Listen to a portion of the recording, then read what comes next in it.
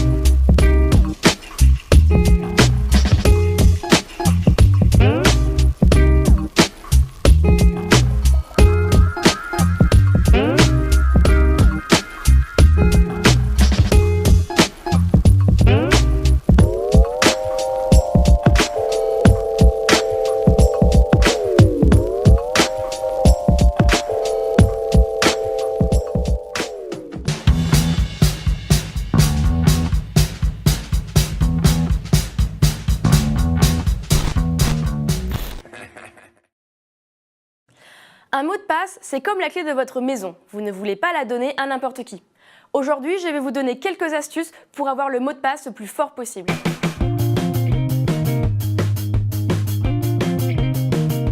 La première astuce, c'est que votre mot de passe doit être complexe.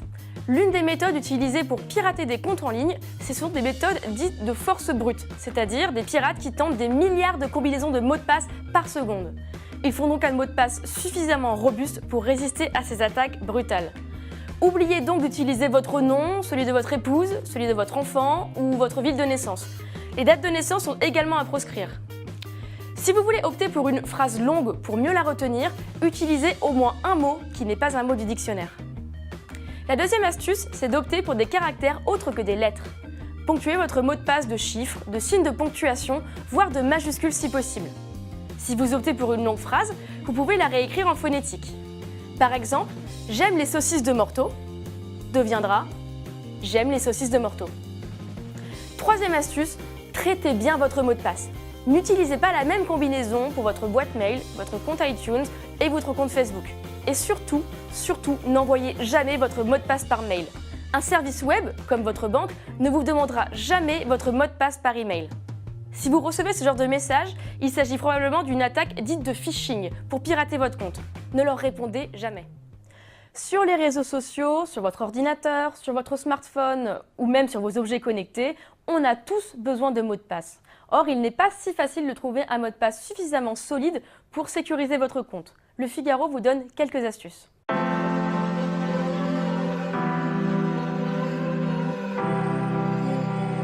Souvent, on a tendance à choisir un mot de passe court et personnel pour le retenir plus facilement. C'est une très mauvaise idée. Déjà, il est interdit d'utiliser le même mot de passe sur vos différents comptes en ligne. Par exemple, il ne faut pas utiliser le même mot de passe pour votre compte Facebook ou votre boîte mail. Par ailleurs, exit toute référence à l'année de naissance de vos enfants ou votre ville d'origine. Ce sont des données qui sont beaucoup trop faciles pour les pirates à deviner. La première méthode est une méthode dite phonétique. Prenez une phrase que vous retiendrez facilement et ensuite réécrivez-la de manière phonétique en utilisant des chiffres, des lettres en minuscules, en majuscules et des caractères spéciaux. Par exemple, la phrase « J'ai acheté 8 CD pour 100 € cet après-midi » donnera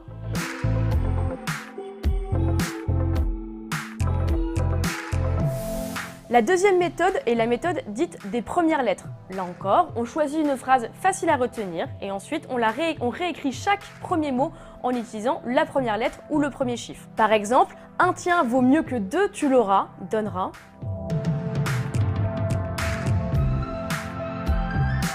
La troisième méthode est la plus simple. On la qualifie de phrase de passe. Il suffit de choisir des mots qui n'ont rien à voir ensemble pour créer une phrase qui ne veut rien dire. Par exemple, un mot de passe solide pourra être jogging, lavande, seconde. Un dernier conseil, mettez en place la double authentification. Ce système est très pratique et proposé par la plupart des plateformes en ligne, comme Facebook ou Gmail par exemple. La double authentification permet de vous authentifier deux fois, d'abord par votre mot de passe et ensuite par une autre méthode. Par exemple, il peut s'agir de l'envoi d'un code de chiffres sur votre portable via un SMS. Enfin, si vous commencez à être un petit peu perdu parce que vous avez trop de mots de passe, pensez à utiliser un gestionnaire de mots de passe. Ils sont très pratiques.